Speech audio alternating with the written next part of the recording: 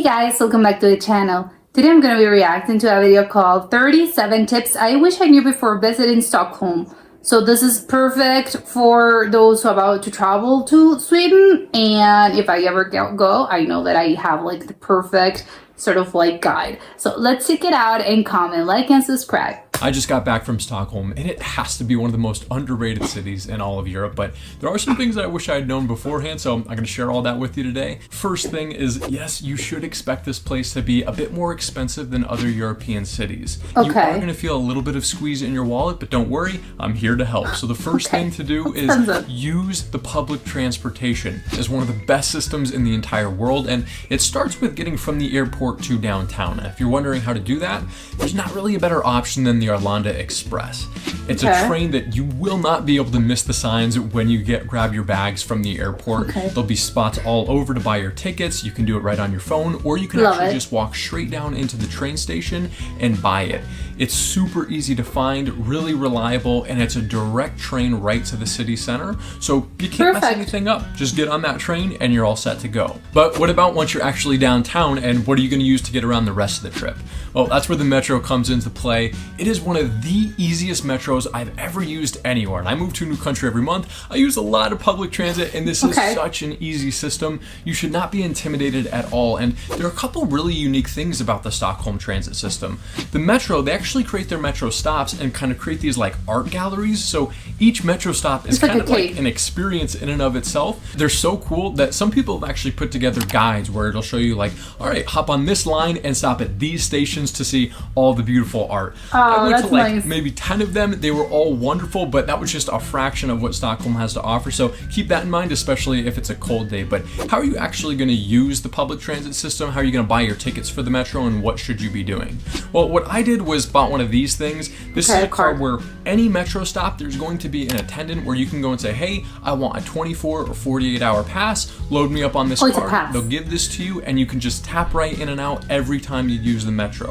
Super simple. Unlimited. But what if you don't feel like you're going to get the value out of a true like day pass? What if you don't want one of these things? Well, that's okay. You don't have to use this. In fact, this can save you $2 because this thing, they're going to charge you about $2 for that. Instead, you can always just use your phone. The same place that you'd scan that green card going in, you can just hold your phone up to it and it will automatically charge you just a single ticket fare. If you don't use your phone, you can always just tap a credit card. So the public transit system really could not be easier. Don't let it intimidate you. But one more money saving tip, and this is kind of food related, is a lot of the places have great food. They are a little bit expensive, but lunch is actually the time where you can save a little bit of money. A lot of the nicer restaurants will have a lunch menu that is a fraction of the price.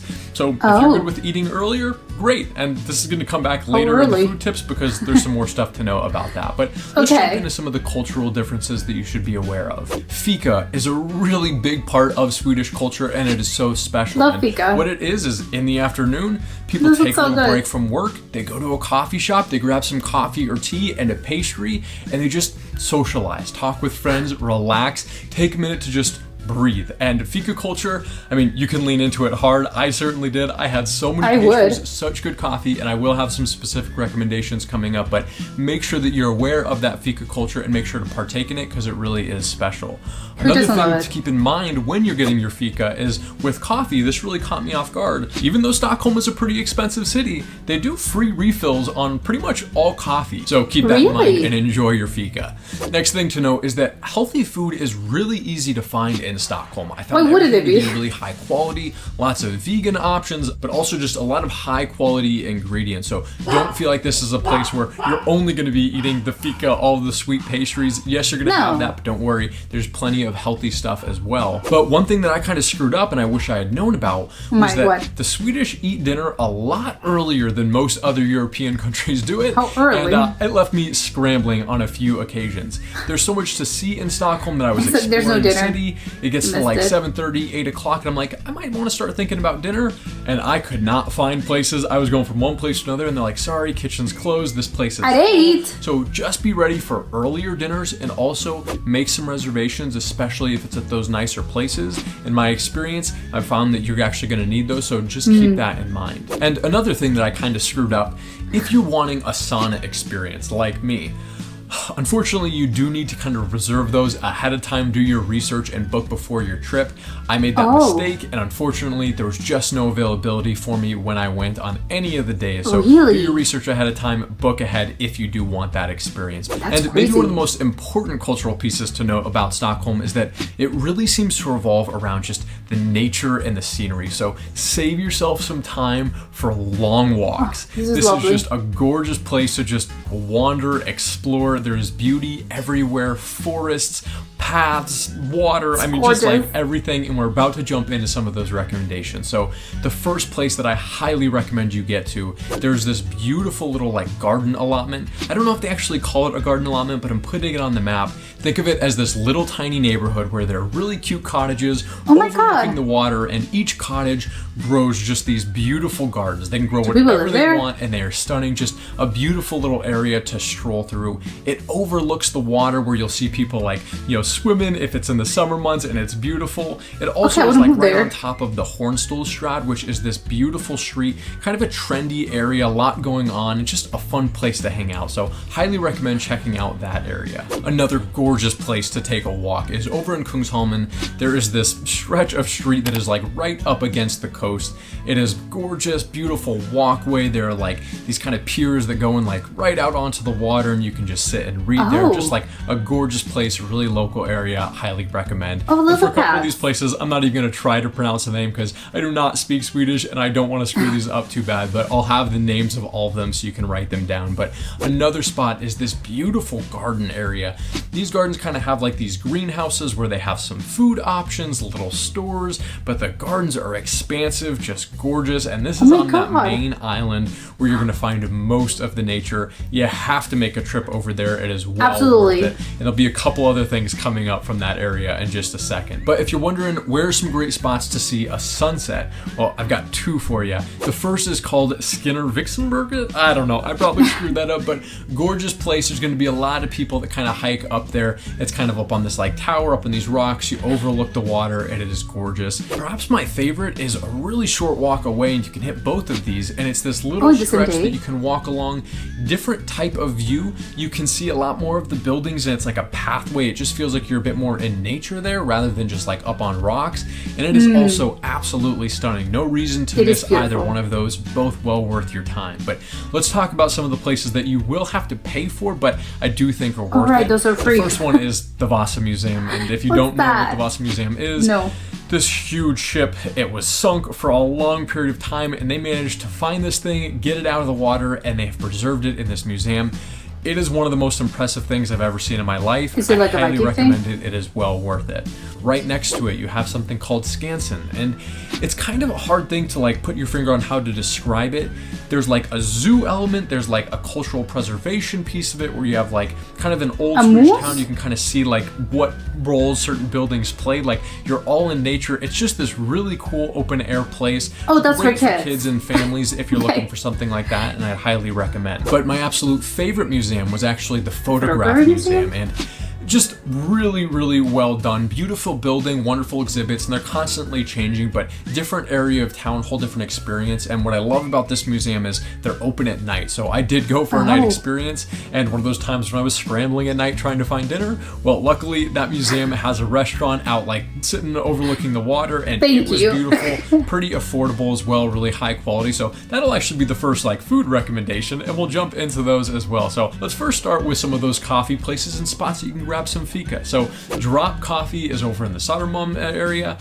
Wonderful, felt very local, definitely like a digital nomad scene, lots of folks working there, a lively atmosphere, but good filtered coffee and great pastries, no complaints there. If you're up in Kungsholmen, there's a wonderful little coffee shop called Volka Coffee, and they also focused on specialty coffee and also had a pretty expansive food menu, really good stuff, so definitely recommend them. If you're looking for a cafe where you can kind of get it all, some food, some coffee, some pastries, kind of everything, Cafe Pascal is wonderful. They've got a couple locations, and once again, really good coffee, and they do have those free refills. I definitely partook and I enjoyed it very much. So thank you. Oh my god, everything looks so good. If you're more in the central part of town and you're looking for some really good fika, some great pastries, there's a bakery called Stora. It is by no means a hidden gem. It is going to be packed with people, but they've got a really nice patio, indoor seating as well, and that's really why it's good always stuff. packed. But if you're looking for the best pastries in all of town, you're gonna have to work a little bit harder up in the Vasastan neighborhood, which is a little bit further out. There's this little place called Little Broer's Bakery. Everything looks Phenomenal. delicious. I mean, like, this is what a pastry should be. Highly recommend. It is well worth your visit up there. You can almost just like taste the butter oozing out of the croissants and the pastries. Like, it's perfect. It's absolutely perfect. And if you're looking for more like a fancy night out and wanting to get your drink on, there is a place called Lucy's Flower Shop. It's a speakeasy. It was rated like the top 50 bar in the world. Really cool atmosphere and kind of unpretentious, which doesn't always come with the territory of those top 50 places. So definitely recommend them. It was a good experience. But let's talk about where you should actually base yourself, where you should stay in terms of the area of town to set yourself up for success. So there are kind of 7 main areas where tourists would likely end up staying. The first one is Östermalm, and it is a wonderful place. It is a bit pricey, definitely a bougie spot if you can afford but is it worth it? There's not going to be anything wrong with it. Great, but most people, especially if you're looking to save the money, it's probably not going to be the best fit for you. The next area that you might consider staying is Norrmalm, and Norrmalm is kind of like the main business district.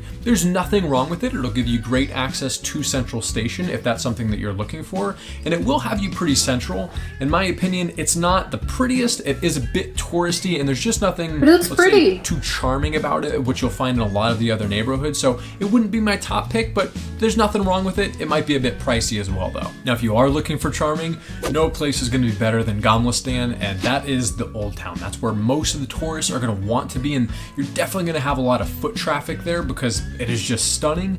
I don't feel like you have to actually stay there. Completely fine place to stay, but you are going to pay a premium price, and it is so easily accessible from most of these other spots that I definitely wouldn't recommend it unless you have the cash and you're just wanting that like top tier experience of being right in the old town. But it really is charming, super cute.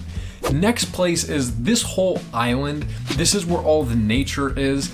Realistically, you could stay there, but I don't think it'd provide for the best experience. You have the least amount of public transit that goes over there, so you're going to want to make sure that you can get there, which is mostly going to happen via this bridge. You can also take a ferry over, but you'll want to spend time there. I would kind of cross it out as considering to stay there, especially if it's your first time in Stockholm. That leaves a couple more spots. The first is Vasastan, and we already mentioned this when we talked about that really good bakery.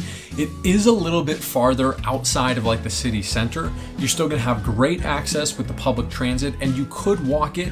It would take you a bit of time. Now, the pros to this area is it's really residential, it's very safe, and it is definitely going to be a little bit cheaper. Now, if everything about Vasastan minus the distance to like the center old town sounds good to you, then Kungsholmen might be a spot that would interest you. It is also pretty residential, but it is closer to the center of the action. There's also great public transit there as well, and some of those great walking paths. So it is residential, definitely a spot to check out. It will be a little bit more expensive than a Vasastan though. And then the last place is Södermalm, and this is the place where it's the southern island. It is really, really big, but there's a lot going on here. This is kind of where you're going to find that arty, younger crowd. It's definitely going to be a little bit more affordable. It's going to feel like it's a bit gritty at times. There's some good nightlife. There's a lot to explore, and honestly, you could spend an entire weekend in Stockholm just exploring that island. Now, I chose to stay right at the north end of Södermalm. That way I had really easy access to everything else, but I also was technically paying those cheaper prices over in Södermalm, and it was a great experience for me. So if you do want just kind of my unfiltered thoughts on some of the cultural things that I recognized when I was in Stockholm, I made a whole video. You can watch that here. If you have any questions, leave them in the comment section. I hope this was helpful, and we'll catch you guys next time. Okay, I think this was very informative. I do really like the fact that he mentioned all the other possible places you can possibly stay at. I think even though I think my favorite one was the one with the it was so the nature island. Although I get why he was no, I don't think it's good for a visit. Obviously, it's gorgeous. You should definitely go. But I don't think it's that practical to sort of stay there because it's very far away. And the public transportation is not that good, so it's good for visiting, but it's not good for you oh, I'm gonna stay there for 2 weeks or a complete week. I think ideally what I would do if I were actually like if I were like planning an actual trip to like Stockholm, and I would have like enough money to actually like plan the whole thing as I wanted to. I think I would go and probably like, I don't know, would say maybe like for 2 weeks probably, but I would go and be like, oh, I'm gonna be staying at like this particular area for like 3 or 4 days, and then in this area for like a couple of days. I don't know. I think that would be a good thing. I think it would be quite annoying to actually keep you like moving your bags out of like the hotel or Airbnb or whatever it is that you're actually staying at. But I think like it would be like good, because I think you're actually getting to experience how life is in those particular areas. And I would definitely I would splurge probably. Like I would like, there was the old like the one that had like all the classical houses, and he was like, it is very touristy, and definitely it's very like, it's more steep, like it's steeper, like the prices are not that cheap. But I think if I were like splurging, I would stay for at least like a couple of days there, just because it looks very charming, it looks very pretty, and I'm like, oh no, I think I would go there. Although I get what he means, like you don't need to actually stay there, like you can just like take a visit and obviously stay at a cheaper place, at a cheaper sort of like region or neighborhood, and then you can just like obviously walk around and visit this. But I think it would be so charming to actually just stay there for with actually like, oh yeah, this is my home base for the next week. So I think I would definitely again, if I were like actually planning on it and I would have the money, I would definitely like choose a couple of days over there. But obviously, yes, if that's not feasible all the time. So yes, obviously you have to like, no, I need to save money. So it's like, well, yeah, if you need to save money, obviously stay at the cheaper place. But I think there's like no wrong, sort of like there's no bad choice, or like, oh, you actually stayed at like at the not so good, like not so good neighborhood, because they all looked incredible. So it's like, I think it doesn't matter like what you're choosing. I think it looks incredible either way, and you're gonna have like a great time because everything looks beautiful. I think everything looks actually like pretty and interesting in different kind of ways. Like I think my favorite one was the one with all the nature, but I think all the others and the one I mentioned with all like the classical houses. But the one that had like the one he mentioned like was very artsy. It's kind of like gritty in some parts, but it's like that has its charm as well. And that one was actually incredibly nice. All the other places as well that he was like, no, I think they're all incredibly like pretty. The other one looked quite like, I don't know, it's expensive. I don't know if it looked expensive, but it just looked very, I don't know, like fancy. It looked fancy. So it looked fancy, and it's like, yes, I think it looks good as well. Though even the one that he was like, oh, that's not so pretty, is like, I disagree. I think it looked gorgeous, at least by the clips that you've shown me. Like it looks good. So I don't really understand why you would say like, oh, it's not that nice. But for him, in comparison to other places, like I don't think it's that good. But even then, like I really did think it was very pretty. The whole other recommendations for Fika, love all the incredible recommendations. Again, if I ever find myself in Stockholm, I would definitely go to all those places. They all looked incredible, even though he was like, oh, there's like one that actually is a little like, you have to like actually take the trip over there. But that place looked awesome. I'm like, okay, it doesn't matter. I'm going where the pastries are. So if you're telling me they're good, I will go there. So they looked incredible. Obviously, all the coffee shops. Are they called coffee shops? I don't know. Bakeries, probably. I don't know if they have like another term for them, but they all looked incredible. Like I have to say, like all the Fika one, I would love to experience like a Swedish Fika, because all the pastries look incredible. And the coffee as well. I didn't know that they had like free refills, and that was like the norm over there. Incredible. Like you Swedish, like you're after my heart. Like Swedish like bakeries or coffee shops are after my heart, because seriously, like who doesn't love like free coffee refills? Like, oh come on, I love that. That's incredible. There's like very few places these days that now actually offer that. There's like not a lot of places that actually do so these days, but apparently in Sweden it's common, or maybe I don't know if it's in Sweden or just Stockholm. But I would love that. Yes, would go to visit, absolutely. I do not love the fact that apparently like they have dinner that early. Not loving that. I think it's like you would take a little adjustment. It's like he said, like, you're gonna be left without dinner. It's like, okay, I'm gonna have to go to run to a supermarket and maybe like go grab those like frozen meals. Well, not frozen, because you're staying like, it doesn't, maybe if you're staying at a hotel, you don't even have like a microwave. But it's like all the already like they're ready to eat meals that are like in fridges. But maybe like they even close supermarkets early. I have no idea. So that seems a little bit of a hassle. it's like, well, you're definitely gonna have to get used to it. I love all the natures of like all the nature walking, the animals. Would love to see the moose, and I think there were like some lambs as well. Would love to, like, would be super high on my list. And even though like all the museums, like I do really think obviously you have to pay, and he was like, oh, the photography one what looked incredible. It did look incredible, but I would go visit all of them. They all look very nice. The Viking ship one, well, not the Viking, the sort of like big ship museum. That was the Vasa one, I think. That one looked incredible. Like all the museums, I think they look very pretty. But yes, of course, like you need to. It's like I don't really know. I mean, like, yes, I would definitely visit. Yeah, I don't know how expensive like the entrance is to all those museums. But I think when it comes to museums, I think it's like worth it. Most of the times it's gonna be worth it. So even if you think like the entrance, oh, it's a little bit like it's not that cheap. Most times, like museums are worth it. So I would be like, yes, absolutely, I would go there. I would visit everything. And yes, the only thing that I'm like, oh, I didn't really know. Apparently, like I know that Sweden. Well, not specifically like Sweden, but I know that sauna culture is pretty big in Scandinavia. I had no idea that apparently it was so big that if you want to go to a sauna, you really do have to book in advance. It's not something that you can just like, oh, maybe I'll book like 3 days beforehand or just like show up. Like, I don't know, maybe like a treatment at a spa, but I think at treatments at a spa, you tend to. So you're just like walking out there. Sometimes yes, but I think the most common is like you actually book in advance, but you're not booking in advance like 3 months earlier. Like, no, you're booking in advance like maybe a couple of days. Or maybe a week, but apparently like you really do have to book this, because if you really do want the sauna, like it's not gonna be like, oh, first come first served. So that was surprising to me, the fact that he was like, I didn't even got to like experience the sauna situation, because you really do have to research. You have to say no, you have to book in advance.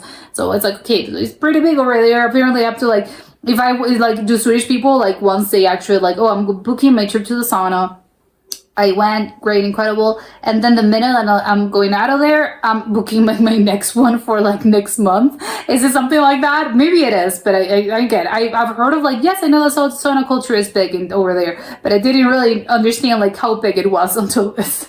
But that was it for today, and I'll see you soon. Bye.